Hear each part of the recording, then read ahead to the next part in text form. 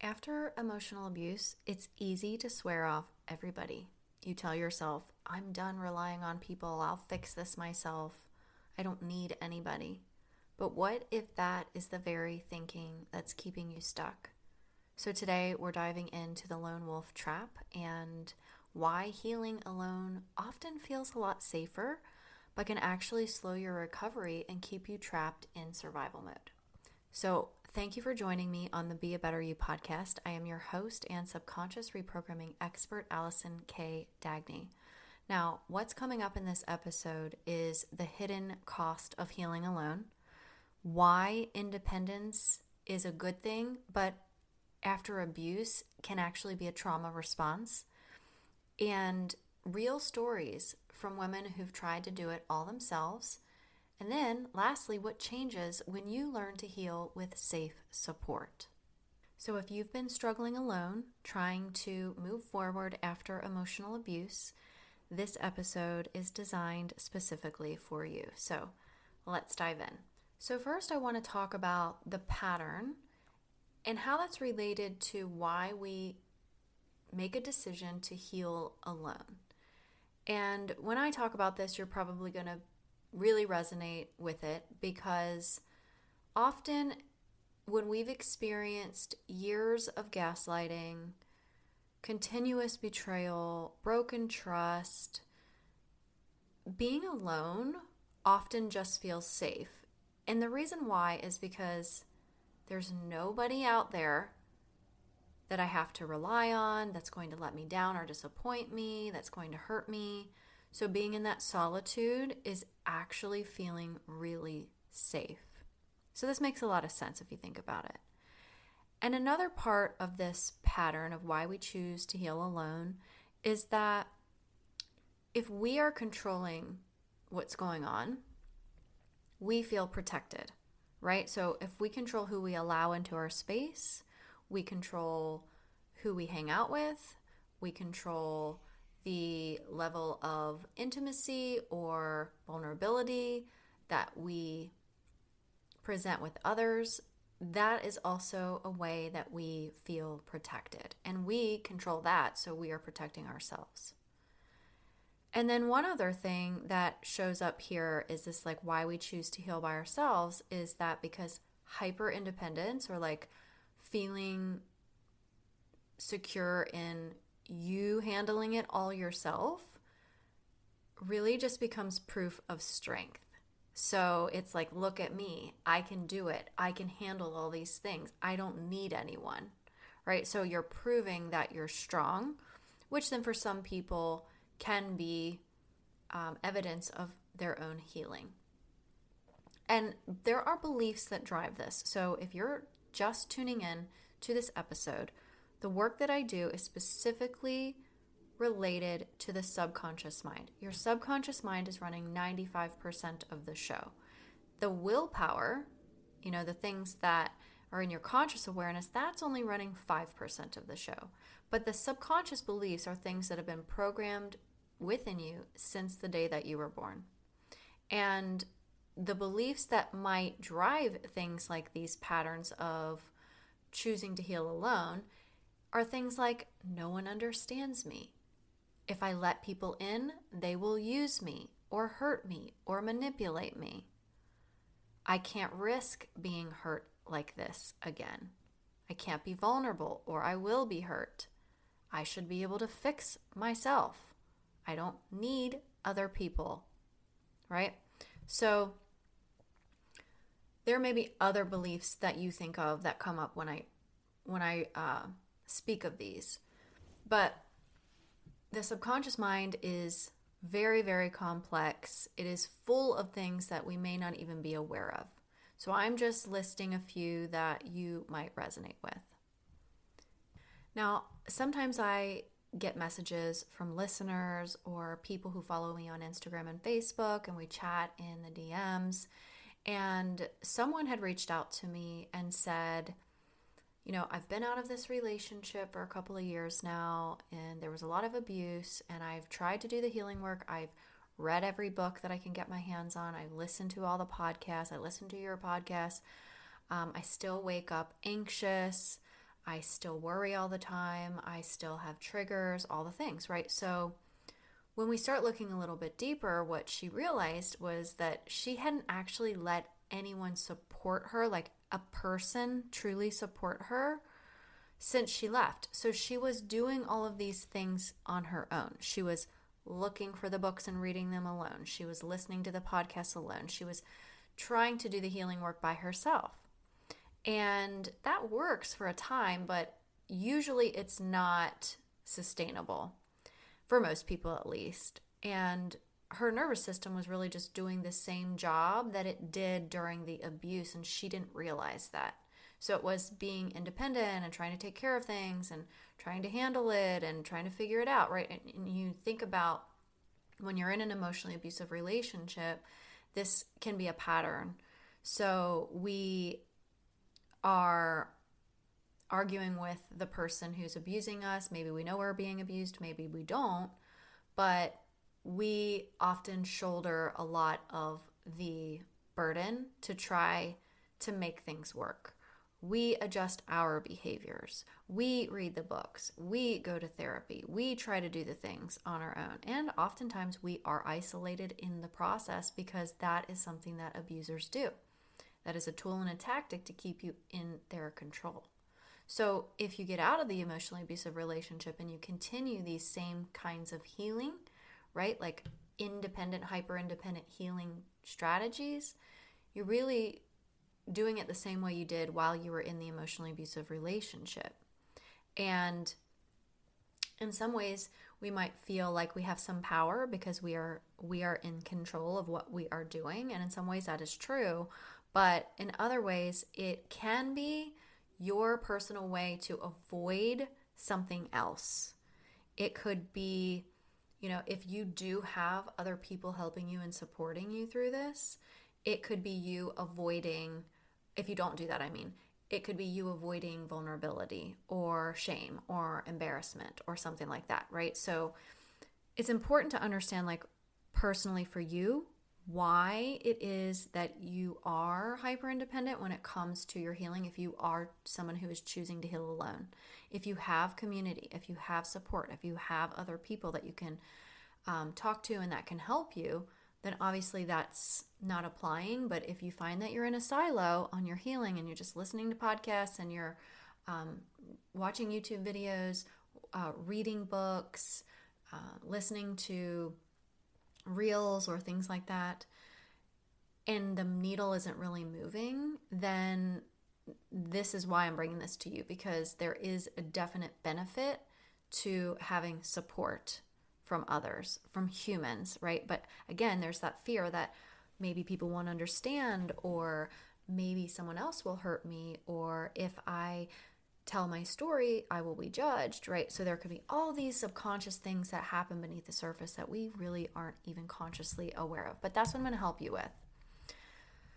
Okay, let's talk a little bit about the hidden cost of healing alone, by yourself, okay? This is really, really important to pay attention to, because there are 3 big costs to you if you do this way, if you choose to, heal in isolation. Number 1 is emotional, number 2 is physical, and number 3 is time.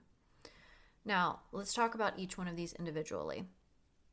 The cost emotionally that you're going to pay is that you will end up in rumination or recycling these same kinds of thoughts in your head over and over, and there's no input to shift them. So what I mean by this is, hopefully, like, even listening to my podcast, it helps you shift your thinking a little bit. But when you speak to other people with diverse backgrounds, with diverse thinking, with diverse experiences and perspectives, they can give you a different way to see things. And not just that the way you see things is wrong, it's not. It's just that maybe there's another way to see things or think about things. I do this in my Voxer coaching a lot, because I don't teach the brain reprogramming process in my Voxer coaching, but I do help my clients see things from a different angle that they hadn't thought of. And so they're like, oh my gosh, I never really considered that.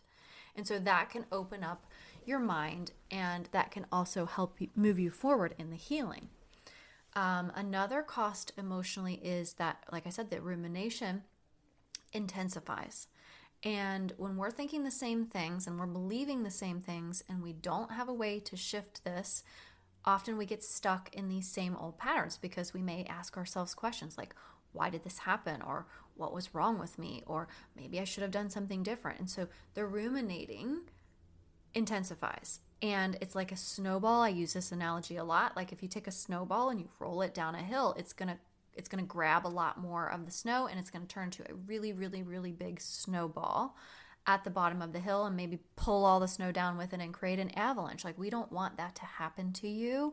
So you need to understand that like trying to do this by yourself can keep you in rumination because you're not exposed to other perspectives or experiences or thoughts. And that is really actually very important.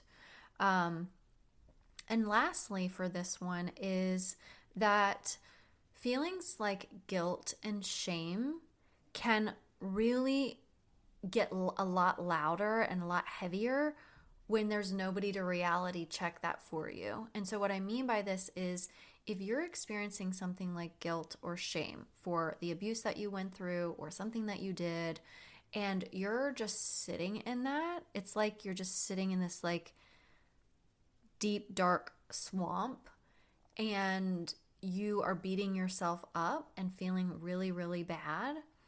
If you're sitting in that alone and there's no one to say like, oh, hey, like I did that too, or I experienced that too, right? Knowing that other people have had similar experiences or have had similar thought patterns or have felt the way that you felt can actually reality check you and pull you out of that swamp.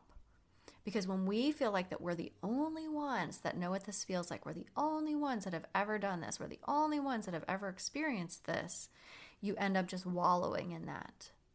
And that will drag you down. That is the cost emotionally that you will experience. So recycling these same thoughts and like having no new input to help you shift it, intensifying rumination, and then having that guilt and shame just feel so much heavier.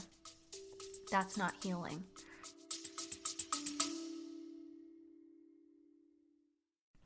Hey friend, I want to take a quick pause here because if you've been listening and realizing you're ready for real healing, not just tips, you need to know about my Radiate and Rise community. Inside the community, we meet 4 times a month for live 1-hour coaching calls that are fully focused on healing work. You can even get coached on your personal situation right there in the call when we have no cameras required, and you can even use a fake name if that feels safer to you. You will also get 4 healing activities every month that you can do at your own pace if you choose to, plus a private off Facebook space where you can connect with me and other survivors who truly understand what you're going through. Members even get bonuses, discounts, and freebies. They get access to my emotional resonance library with powerful audio healing tracks and my full EFT, which is the emotional freedom technique tapping library, with 28 guided videos to help you calm your mind and release old emotions. All of this is just $44 a month and you can cancel anytime, but the price does go up to $55 on December 1st. So if you've been thinking about getting real support before the new year, this is your moment. So just go to my website at www.radiate.rise.com and you will find it there. Or you can tap the link in the show notes and come heal with us. Next is the physical aspect. And I've talked about this before on another episode 174, which is all about the hidden impacts of emotional abuse and why you don't have to live with them forever. So this is something that you can go back and listen to on my podcast as well. If this is intriguing you or you're thinking about this might be related to you. But this physical aspect part is when your body is stuck in survival mode because you're not connected with people, and connection actually helps regulate the nervous system. Now, I'm talking about healthy people. I'm talking about people who love and care about you, people who understand you, right? Not connection with abusers, obviously. But if your body is in survival mode because you don't have connection to others, then you need to have connection to others so that your nervous system can get out of fight, flight, freeze, and fawn. So being around safe people, being around people who understand actually can help you. So if you're healing alone and you're not with people, then your body stays stuck in survival mode. Without being able to co-regulate with others, you might mistake safety for anxiety. Let me give you an example. So let's say that you have a quiet weekend after a really long, chaotic day, and there's nobody to interrupt you. There's no yelling, there's no drama. Like the house is totally peaceful. But instead of feeling relaxed, maybe your chest is feeling tight, maybe your mind starts racing, and then you start to think, uh-oh, something's wrong, right? Well, that's your nervous system mistaking safety for danger because of years of feeling like calm was not safe, right? Calm maybe meant to you, oh, a storm is coming, or I've got to wait for the next shoe to drop, or something bad is going to happen. So then what happens is your body starts bracing for impact. The thing about this is that after emotional abuse, your nervous system gets wired to expect the worst, to expect chaos, to expect drama and abuse, right? So your body starts to learn that being on alert is actually what keeps you safe.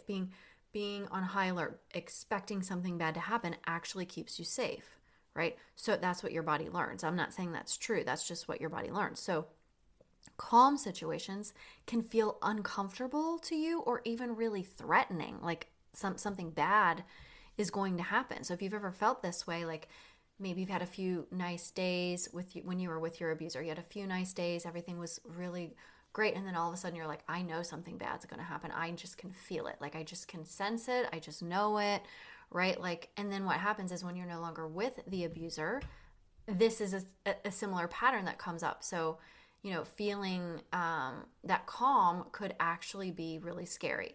So back to my earlier point of co-regulation, essentially this means like you're not regulating by yourself. There's someone there supporting you and helping you.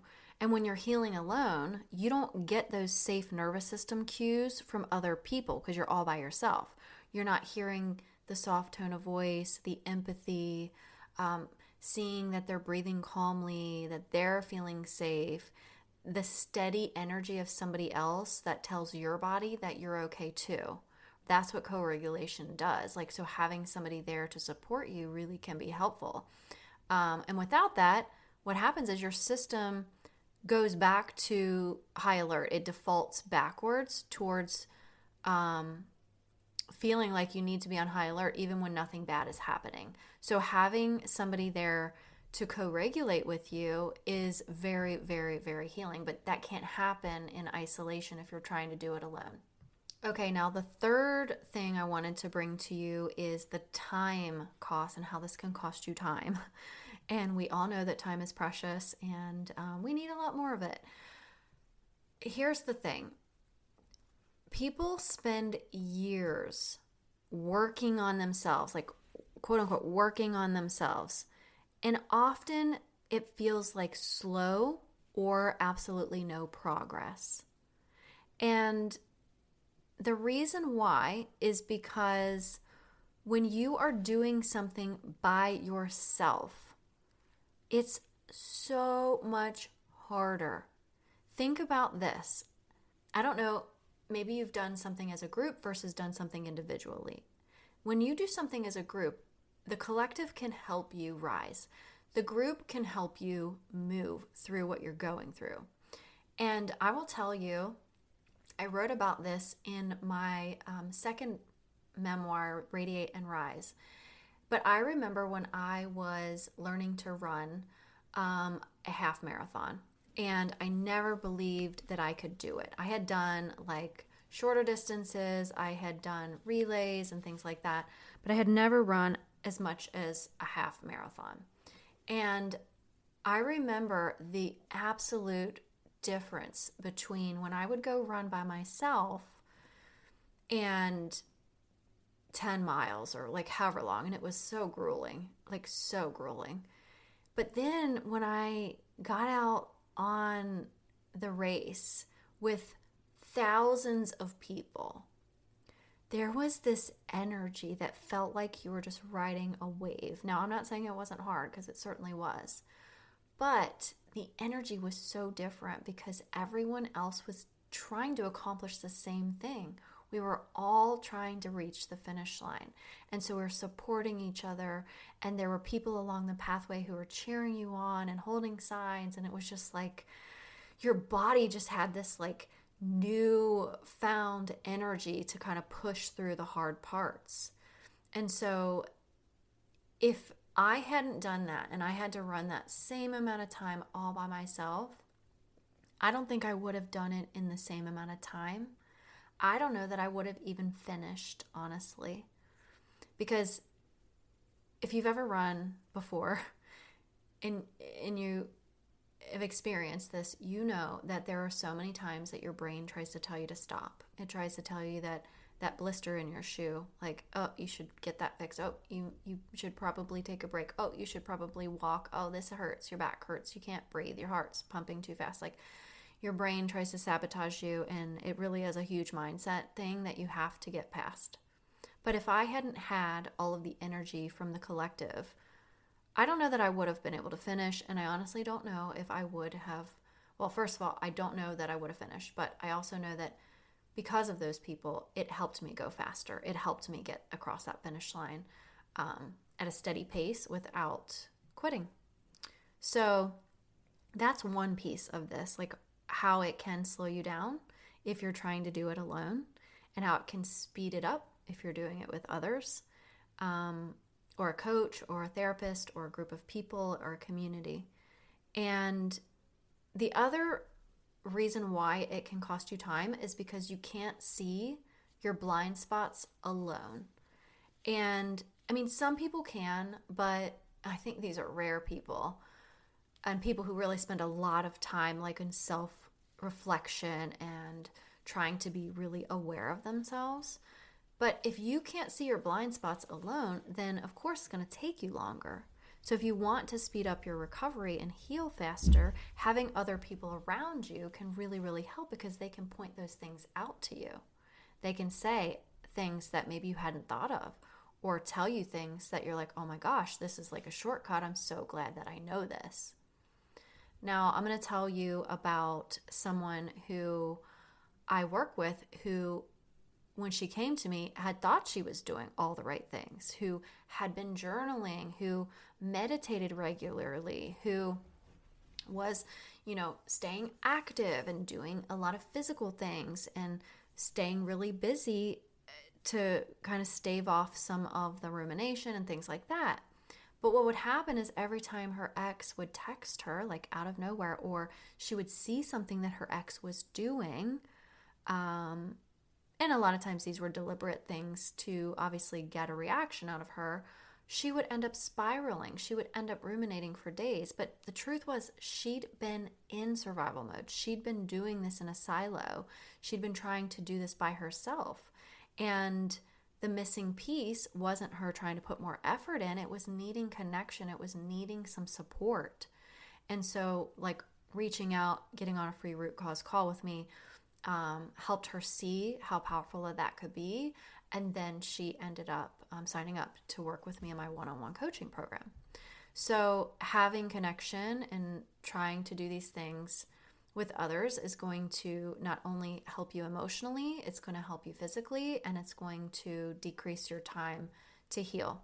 So one thing I want to just mention here about, your nervous system and like it trying to protect you, and that is that your independence, like the action of being independent, actually was the thing that was protecting you when no one else was protecting you.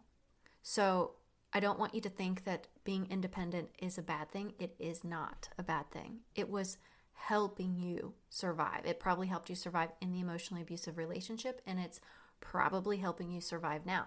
But the thing is, we don't want to just be surviving, right? We want to be thriving. We want to be healing. We want to be moving forward and not stuck, right? Because now what it might be doing, and you'll have to check yourself and see, is It could just be protecting you from the connections with others that could really catapult you forward and help you in your healing journey. Okay, now I want to explain to you about why connection is actually healing, because it's more than just fluff when I say that. It's not just about, oh, we need, because a lot of times survivors are like, I don't like people. I don't want to be around people. People are bad. People lie, and I get that. I totally get that. But not all people are like that. And there are supportive people out there. I'm raising my hand. I'm one of those people. My community has 22 amazing women in it currently. And they show up for each other and they support each other. And on the coaching calls, they, give their examples that are relatable, and they may interject with experiences that they've had to help the other women who are struggling feel safe and secure and better about their situation. So let's talk about why connection actually equals healing. First and foremost, I want to talk about this from a practical standpoint and an emotional standpoint, because the brain rewires the fastest through what I said before, co-regulation and safe relationships. Okay, so I say this a lot to clients who come to me who might still be in an emotionally abusive relationship and haven't gotten out yet. When they come to me and we're having like a root cause call, I may say to them, I can support you in your healing, but it's like trying to heal your hand from a burn when it's still on the hot stove. We've got to get it off the hot stove first so we can start helping it heal. And that's what I mean by the brain rewires faster when it's in safe relationships. Because if you're going to try to rewire your brain while you're still in an unsafe relationship, your nervous system is going to take over and it's not going to be able to actually rewire as quickly. So is it possible? Yes. It's just like, it's like trying to paddle upstream. So you can do it. It just takes a lot of effort and it's not going to be quite as easy. Another thing is that when you are in healing spaces like a community, then what that can do for you is it can let you borrow beliefs, hope, feelings, things like that when yours are running low. Because I know some people say, I have a hard time even just getting out of bed in the morning. I can't even bring myself to do the healing work because I'm so upset, right? But if you can be with others, and this has happened many times. I've even had people on my coaching calls say, I didn't even want to come to this call. I forced myself to do it, and I'm so glad that I came because I learned a lot and I got the support that I needed. And, now I feel more energized, right? So it's like borrowing energy, borrowing belief, borrowing hope, borrowing things from other people. Like we're not all in this space feeling horrible all the time, right? No, we are radiating, we are rising. That's what it's called, radiate and rise. So there's a lot of joy in our calls. There is struggle, there is sadness, there is hope, there is laughter, right? Like these are the things that happen inside a community because there's so many people with so many different experiences.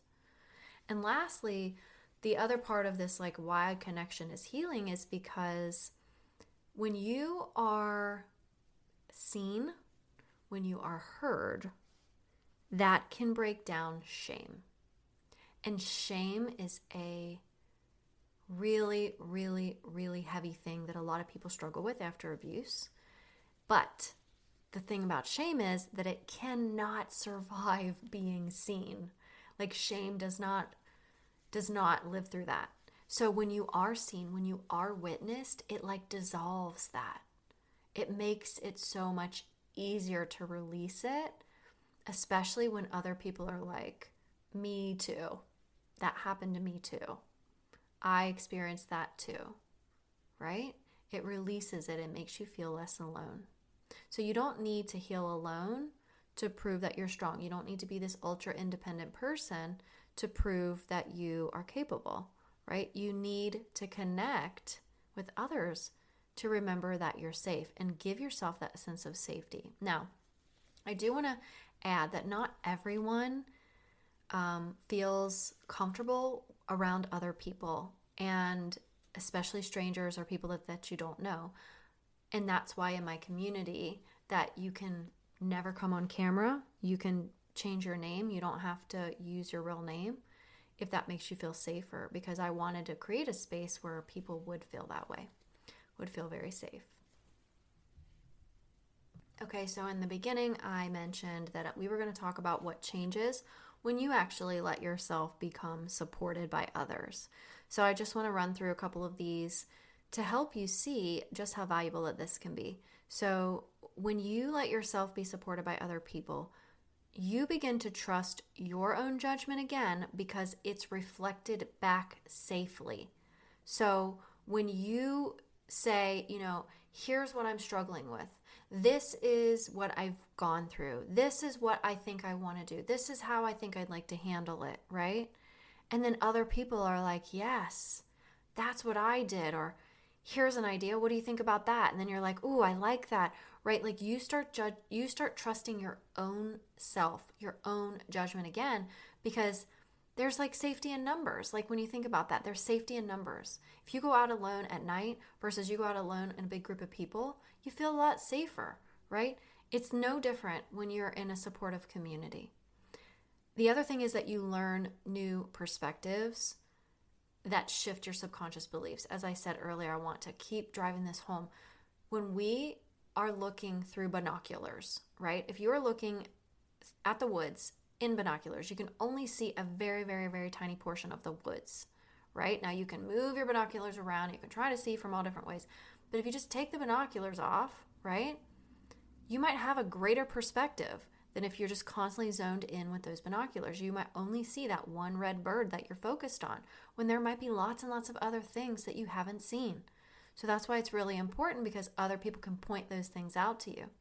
And when they point those things out to you, you shift how you think, which then shifts how you feel. If we believe the same things and we think the same things over and over and over again and never consider other possibilities, that's when we get stuck. That's when we stay stuck. Another part here is that regulating your nervous system becomes faster after you get triggered, because there might be somebody there to help you instead of spiral. You are no longer in that snowball effect, like I said, because somebody's there to stop it. Somebody's there to be like, hold up, like it's safe. Like let's do some breathing exercises. Let's do some somatic healing. Let's do some tapping. Like what are we going to do? And we do that stuff in my community as well, and help you ground instead of spiral. And then lastly, you start building evidence that safe people exist. And this is so key. And this comes back to the beginning, because a lot of survivors think nobody can be trusted. People are not safe. People are unreliable. All of these things, people abandon me, people reject me, like all of that stuff is subconscious programming. But when you're around people who are safe, that creates a new story. Okay, well, not all people are unsafe. Some people are safe, right? My coach is safe. My friend that I met in my community is safe. My therapist is safe, right? So you start building this evidence that safe people actually exist in the world. And that is big. And that is even more healing, because then you're more willing to be vulnerable. You're more willing to share. And in those moments are when we can find true healing. So just as a closing to this, remind yourself, you can't heal wounds like these, betrayal wounds and, traumatic experiences in isolation. You heal it by experiencing safety in the moment. And the easiest way to do that is connecting with others who've been through it. Okay? So let me just recap real quick. Healing alone can feel safe, and there may be subconscious reasons why you want to do that. So if you do, I'd encourage you to really explore that, because you might want to ask yourself, like, why don't I want to be around other people? And then see what comes up. Write it down. Those are going to be your subconscious beliefs. subconscious beliefs are just any thought that is not 100% true for 100% of people 100% of the time. So if you say, well, I don't want to be around people because people are bad. Well, that's a belief. People are bad. That's just a belief that you keep believing over and over and over again. And it's going to keep you in isolation as long as you keep believing it. And delay your healing and cost you money and cost you time, like all the things, right? And obviously it's just a protection mechanism. It's a trauma adaptation. It's something you learn to keep you safe. But true recovery really happens through safety and connection, not isolation. Okay? And you deserve community, you deserve support, and you deserve guidance that actually works, that isn't just coping, that isn't just spinning your wheels, because nobody really wants that. So if you are someone who is committed to yourself and committed to healing, and you've been trying to do this on your own for a long time and it's just not working, that's not because there's anything wrong with you or you're broken. It's just because your subconscious mind needs something deeper. So you can book a free root cause call with me. And in just one conversation, I'll help you uncover the patterns that are keeping you stuck, and I will show you your next best step forward, what I think would benefit you the most. So you can find the link in the show notes, or you can go to my website at www.radiaterise.com. And don't spend another month or another year just white knuckling your healing and hoping for the best, right? You don't have to do this alone. There's a lot of support out there. Thank you for being here, and I will talk to you next week.